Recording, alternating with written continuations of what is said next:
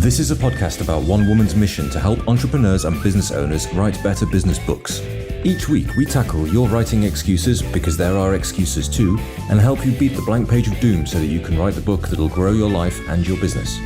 Now here's your host, Vicky Fraser.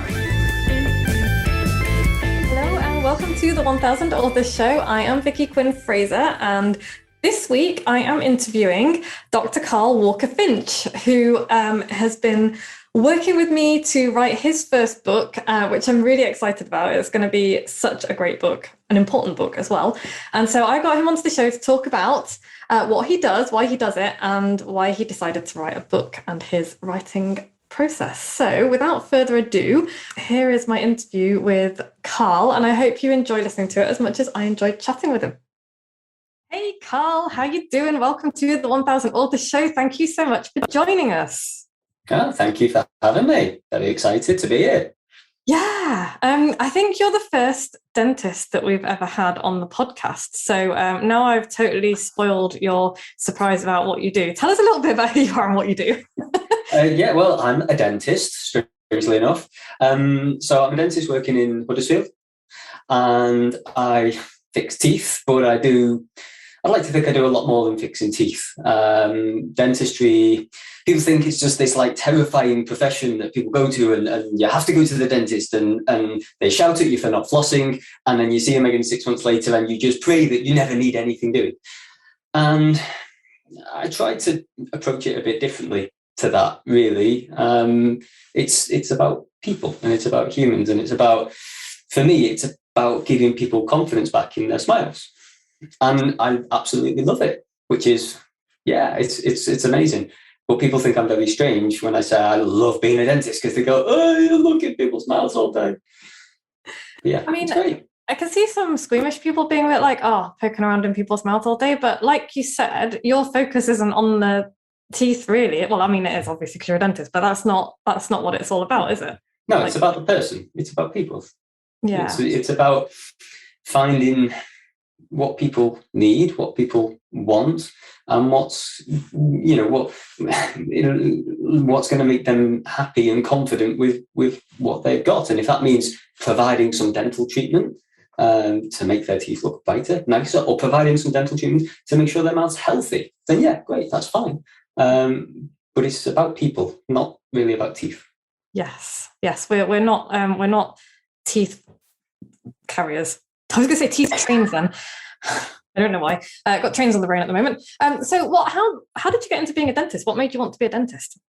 I've been speaking to a lot of dentists because of what we're going to come on to about this whole book thing. But yeah, like a lot of dentists, I was sort of, I want to do something to help people. I like the idea of a job that carries a bit of like kudos or respect sort of thing. And I think dentistry sort of does that. I was good at the sciencey subjects, and I was thinking, medicine, veterinary science, dentistry, and I really liked the thought of being quite hands-on and being able to, I thought of a GP where, you come in and you see someone, you give them a prescription, you send them away, you see somebody else, you send them off somewhere else, and you never actually get to do anything. In my 15-year-old head when I was deciding about all of these things. And a GP was the only kind of doctor you could be, obviously. Yeah. But dentistry just seemed really cool because I could see people, I could talk to them, interact with people all day and help them and actually get to do most things myself. And that sounded like quite a good arrangement. And I've always quite liked crafty things and quite good with my hands. So yeah, felt like a good fit. And then I sort of did my A-levels and signed up to go to university, and then got halfway through the university. It's like, what if I don't like this? I'm doing a degree in dentistry. What if I actually don't like being a dentist and I've got a degree in dentistry? What do I do then? But fortunately, it didn't quite work out that way. Did you have a plan B? No.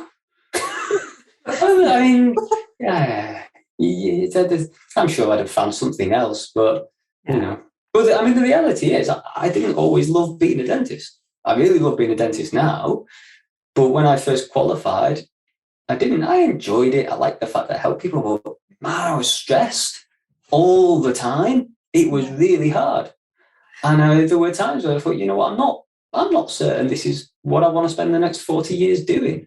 Yeah, reasonable. Well, So talk a little bit about that then, because I know that I don't know if the stats are like true or not, but I've always read stats that incidences of mental health issues are quite high among dentists. Is that true? And if so, why do you think that is? Everything's on social media and Facebook now, and there's a group on Facebook that's just dedicated to dental. It's called Mental Dental. It's like a mental health awareness in dental industry, and there's like thousands and thousands and thousands of members. I mean, it's mind blowing, really. But it can be a really stressful, really isolating profession, because you're sort of sat in one little room all day, and if you're in a small practice with not many people around you, you kind of become very insular, and it's high pressure as well. The same things that make the job great, the fact that you're dealing one-to-one with people, the fact that you're helping people, the fact that you get to fix the problems, it's entirely all on you. And most dentists are typically perfectionists. They like things to be absolutely perfect, and if it's not quite right, they beat themselves up and kick themselves about it because, damn it, I could have done that better, and nothing's ever perfect.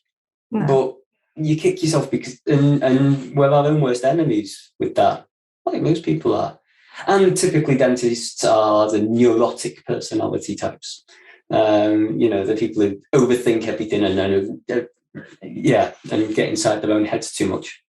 I don't think the outside world helps much either, like media and stuff, because we're always sold this idea of like from my point of view as a person who goes to dentists, we're always sold this idea of like the perfect smile, which is like linked into the perfect body and the perfect hair and And so do you think some of it comes from that? Like people are being sold this idea of perfect. No, nobody's influenced by the media. No. Yeah, no, absolutely. Everything has to be perfect. And it's not getting better, it's getting worse, because again, social media, Instagram, and I'm on Instagram, you can put some of my stuff up there, but you see perfect smiles all day, every day, and it's instant, it's immediate. You see dentists post these things before and after, and it happens in an instant. You go, no, it took 12 months, 2 years to get to that point. Yeah. But you see the before and after, and you think, wow, that happened yesterday, and it was done. So everyone thinks it's just there, and they expect it to be perfect and expect it to all be done in an instant with no pain, no injection, no nothing, and then it's just done. And of course, the media love to hate a dentist as well, because we're all rich, driving around in our Ferraris with, just sadists inflicting pain on everybody all the time. And that's why we love being dentists, of course, which is... Of course it is, yeah. It's not, It's like dentists and football referees. I also did a bit of football refereeing back in the day. So it's like dentist and football referee. It's like people love to hate you. I don't know why I do that. and you're the ones who are in people's yucky mouths, fixing their teeth and being generally lovely. And so thank you on behalf of all of the people who are scared of dentists for being a lovely dentist. Yeah, I try. So tell us a little bit, because you mentioned the book, and that is how we know each other, because we've done a bit of work together, and you came to me and said, I want to write a book, and we had a couple of calls, and you started writing a book. And I know that it's in really good shape now, because the last time, it's getting there, because the last time we talked was like, this is in really good shape. Let's think. So tell us about your book. Why did you decide to write a book? Because it's not a common thing for a dentist to do. I started, the idea hit me. I actually had a friend who's also a dentist who said, I'm writing a book. I was like, what? You can do that? you can just write a book? I was like, yeah, and I was like, I'd never even thought about doing this. And this was 12 months ago now. And he said to me, yeah, I'm going to write. I was like, I'd like to do that. That sounds like a great, I'd love to have a book. And I was thinking, well, you know what? I love being a dentist. Some other people love being dentists too. There are plenty of great dentists out there, but a lot of people don't love being a dentist. And a lot of people coming out of university, like I did, come out maybe with the wrong idea about what dentistry is about, what they're expecting from the profession, where they think they can go, how they're going to get there. And you come out and you've been taught to fix teeth in dental school. And you can place a nice little filling, but there's a lot more to fixing teeth than fixing teeth. Yes. It's It's the people skills, it's the interaction, it's the communication, it's personal development. You know, we all have this obligation as dentists, doctors, to do continuing professional development. And it's, when I look at it, it's a minuscule amount of compulsory education that you have to do to show you're keeping your hand in. And it's, oh gosh, off the top of my head, something like 50 hours a year or something like this. Okay. And then I looked at what I'd done, and I'm doing like over 200 hours every year. Wow. And I'm like, okay, so I'm kind of easily ticking that box a bit. But you sort of, dentists come out now and again with all the social media, they see things and want to instantly be the best, doing the best work. And they get really then disheartened by the fact that they're not doing the best. And they try to do the best and it's not as good as everybody else because they've just qualified and everybody else has had a lot more practice. Yeah. And the idea really behind the book was to try and inspire a bit more love for dentistry, you know, why I love it, why I didn't love it, and my journey to get to where I am now, and hopefully get people on the right track, get dentists on the right track to love doing their job. Because ultimately, if you love doing dentistry, if you love being a dentist, if you love helping people, which is the main reason why most people get into dentistry, you're going to be a better dentist and you're going to look after your patients better. And then, of course, it's getting the balance as well, because, you know, you can't just work 24/7 and neglect everything else in your life. That will very quickly lead to burning out. So it's getting that balance in life as well, and hopefully building a really fulfilling career as a dentist. And that's the thing that I really loved about your book, was how you ask some really kind of pointy questions throughout, especially at the beginning. So I loved that you want to get people to really think about why they're doing what they do and the direction they're going in case, rather than just kind of drifting through and being like, oh, well, this is the path that I'm on. So how important was that in kind of putting your book together and getting it out to people? Well, finding your why is the first chapter. And there's a reason it's the first chapter. It's fundamental to everything. And I do the same when I'm mentoring, lecturing, speaking, whatever I'm doing. I have to understand why you're doing something. So there's no point in saying just dictating, you need to do this, do this, do this, do this. It's understanding why you're doing everything and finding that reason for whatever you do is the most important thing. But with dentistry in your profession, most people got in there to help people. Most people do it because they like interacting with people and they want to help people and they're good at helping people. And yeah, it's getting people to really just hone back in on that foundation and keeping themselves grounded. It's like, look, we got in this to help people. And by doing this, we're going to help people. And then that leads on to me writing the book, because I go, well, actually, I love doing what I do. And actually, through doing what I do in dentistry, I'm helping, 2,000 patients a year or whatever it is, whoever's I'm looking after. And actually, the lecturing, the mentoring stuff I do leads on and think, well, actually, if I can help other dentists help their patients, I can help more people. I can have a bigger impact, and it scales in that way. And the book's an extension of that. Again, I want the book to be. I just want to make the world a better place, Vicky. That's in my own little way. Which is so cool, and that's that was the reason we worked together, because I help people write books with a bit of a mission. Do you think that people's why gets a bit lost in the kind of study and then freneticness of I'm just becoming a new dentist and it's all really stressful and Do you think it becomes a bit lost? Yeah, absolutely, because you get so fixated on all the individual little points of everything that you lose sight of the big picture. I wear loupes when I work, and these loupes are 5 times magnification, so they're on my head and they're 5 times, and I'm looking down at this little section that's this big. I can just about see most of the mouth in one view with the loop. So I'm focused on a really small point. And this really small point is what a lot of dentists and a lot of people in general get fixated on. You get your loupes on and you focus, and you're looking at this individual tooth that you're fixing, you're looking at this individual aspect of your career, or this really difficult bit, this really challenging bit, and you've not noticed that the patient's got a ton of water in their mouth and they need to spit out, or you need to get rid of that. You lose sight of the bigger picture. Yeah. And it's the same in your career. You can get so fixated on the little things that you forget to see the big picture. And yeah, it's bringing that grounded and reminding yourself of why you're doing this sort of thing every day that helps you put things into perspective sometimes. Yeah, it's going to be a great book when it's finished. I think people are going to find it really useful. Also, I now have this image of you in my head with like steampunk things and like a steampunk hat and like a great big I think I can see a cool illustration. I think there's a picture on my Instagram of me wearing my loops. I don't know. You think like steampunk Karl. Anyway, moving swiftly on. Okay, so tell us a bit about like the writing process. What have you enjoyed most? What have you found? What have you enjoyed most about it? I've loved writing. Just writing.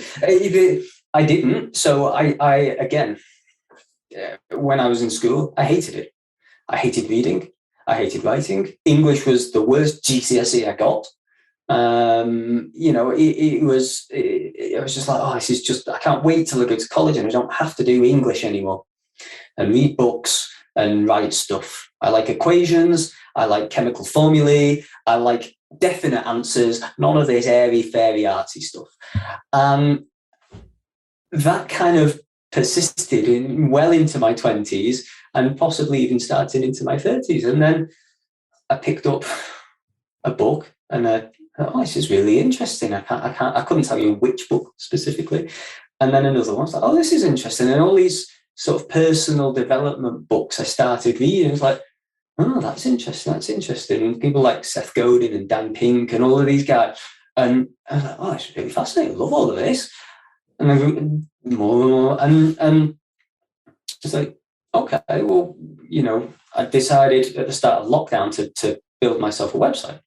And then I got told, the best way to generate traffic to your website is to write a blog. So I started writing a blog. I was like, quite right, like writing this blog. And I'm sort of partially regurgitating some of the personal development stuff I've read, bringing in some of my own ideas. And I started writing, and I was like, and then the book thought came, I was like, I'm writing a blog. Why don't I just pull some of those bits together and write a bit more and start writing? And at first it was hard because I tried to sit down and write the book start to finish. Mm-hmm. And I'm like, this is really hard. And then the tack changed. I think it was probably you who gave me the advice, which was to just write about what you love and write about what fascinates you, write about what you're interested in, but just write. Don't edit. Don't censor yourself.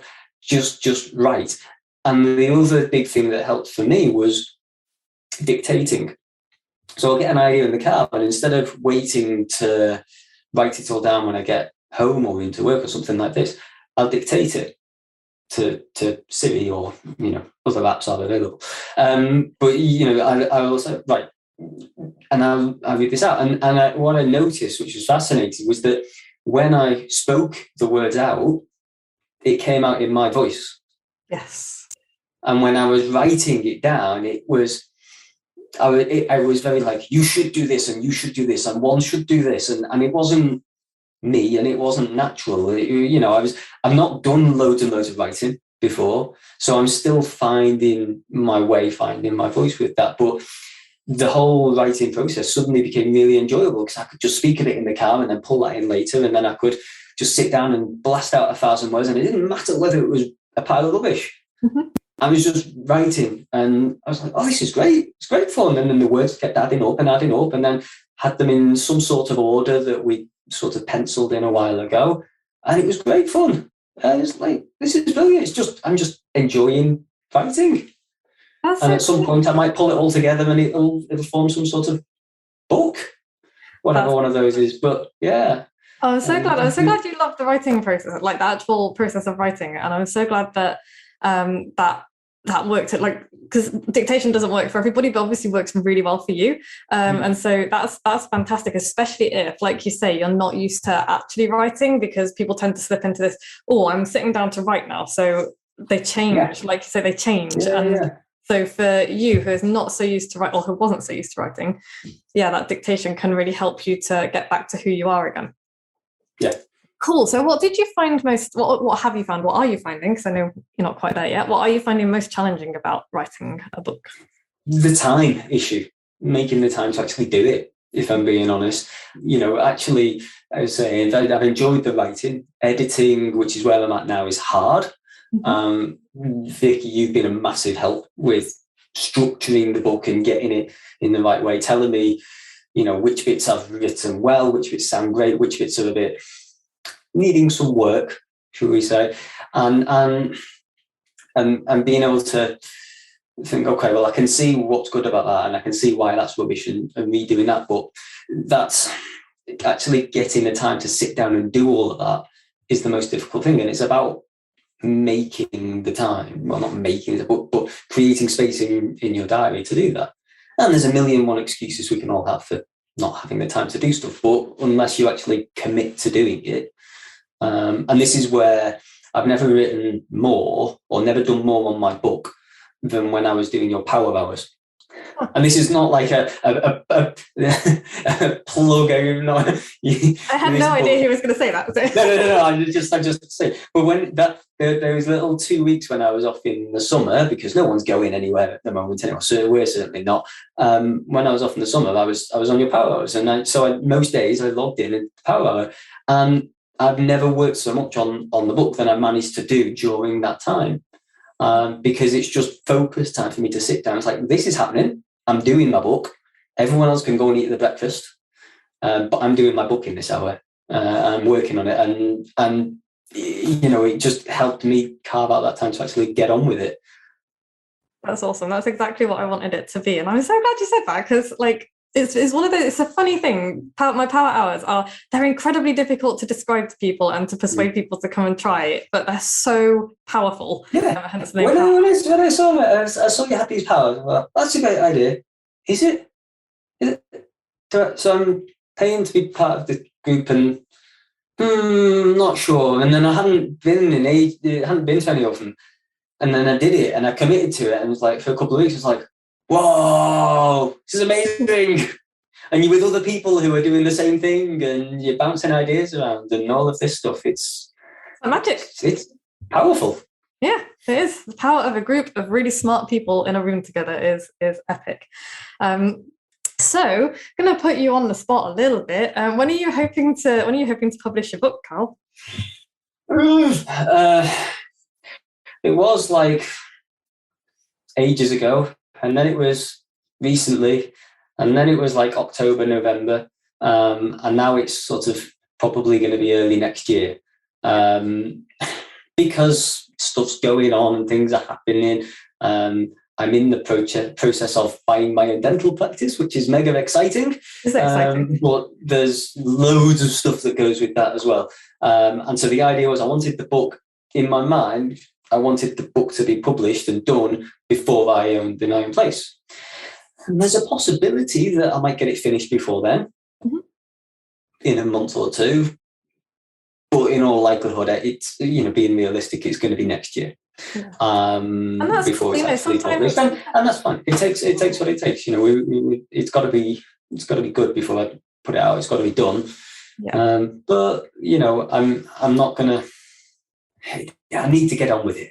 Basically, I need to keep making the time to get it done. But that is true. And sometimes stuff just comes along that does need your attention more urgently, and buying a new dental practice, I think, does fall into that category. So I'm just going to remind you and the people listening as well that there is stuff that you can do in like 20-minute increments. So don't fall into the trap of thinking, I need to have like a massive chunk of time to do decent work on it. Remember that you can always get a little bit done, even if it's just 20 minutes. So that's good to remember. Okay, well, I'm really excited about your book. I've got other questions for you though. It's the rapid fire round because we are running out of time. I'm going to get you back when you actually published your book as well, so that we can talk about that, where people can find it. But hang on, I have to write a question down because otherwise I will forget it. Okay, This is. I'm nervous about that question now. I kind of knew you were doing the rapid fire round because I've heard you do it in the other podcast. So I was like, now you've got extra questions for me? No. It's just one. It won't be a surprise. It's just that I always ask it, but then I'm always terrified that I'm going to forget to ask it. And so I've actually had to write it down now because I forget all of the things.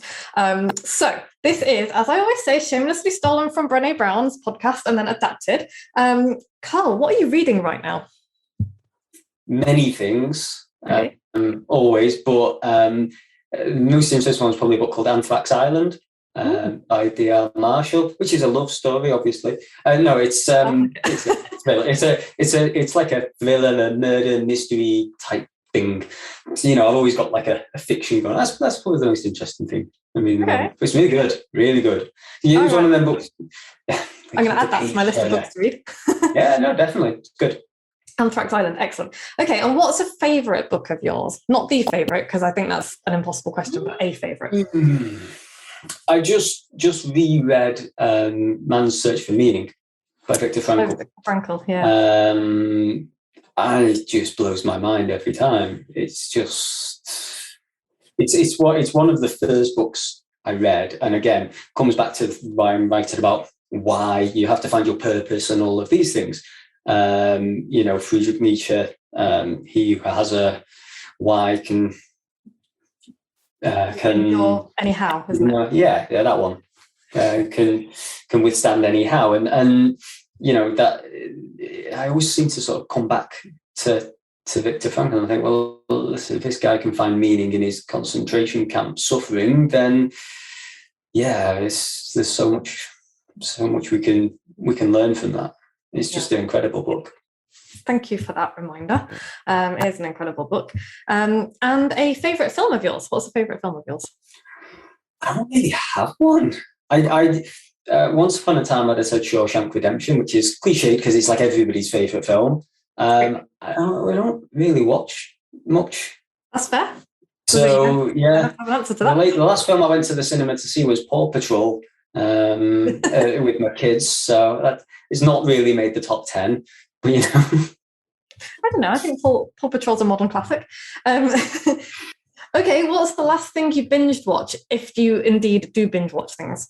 Yeah, again, we're currently doing our version of binge watching The Sopranos, which we're like way, way, way out of date on.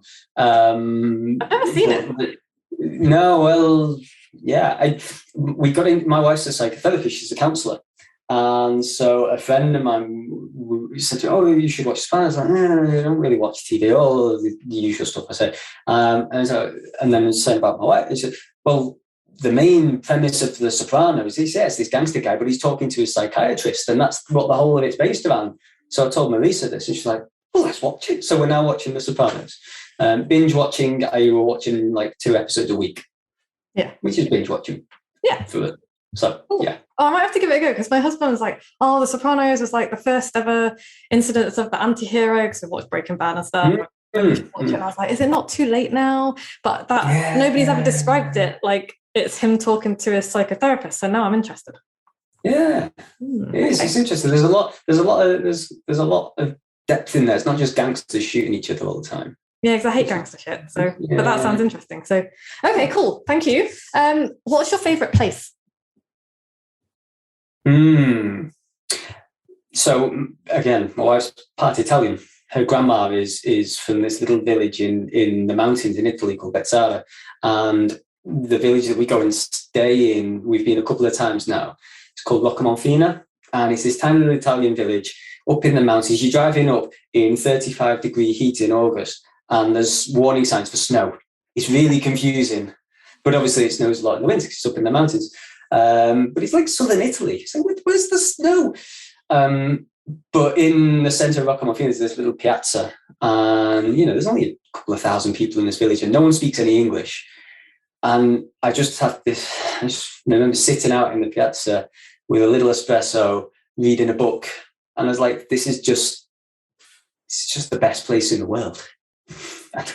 Yeah, it was just beautiful. And it's like, so if I could go anywhere, it's like, oof, there, that'd be right now. Awesome, thank you. And what does power mean to you? What does having power mean to you?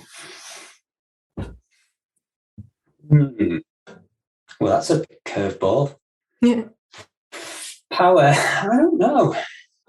Power, to me, I guess, is being in control of yourself, being in control of your own destiny, and being free to live a life that you want to live, really.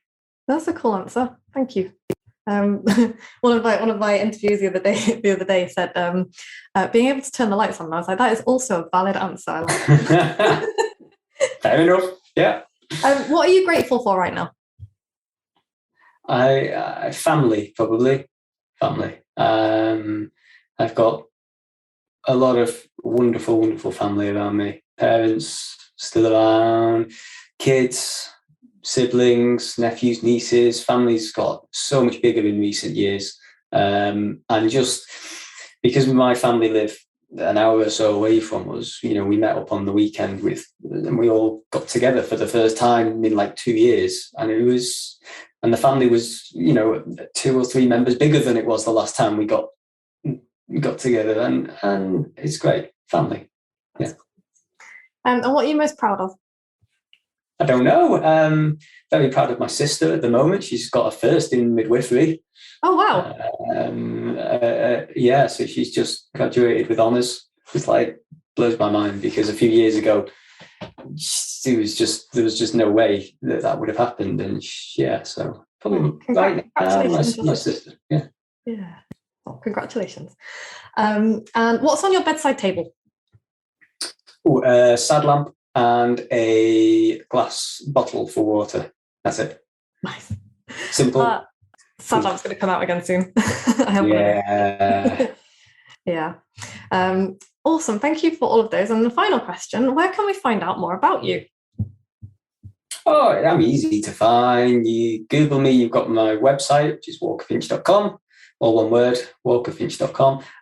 Or you can find me on Instagram, Dr. Karl Smiles. You find me on Facebook, or just around Huddersfield, being dentist, doing dentisty stuff. And all of those links will be in the show notes. So if you want to go and follow Karl's progress on his book, on his new practice, then find him on Instagram, have a look on his website, follow his blog, or go and, stalk him in person. Don't stalk him in person. That's very creepy.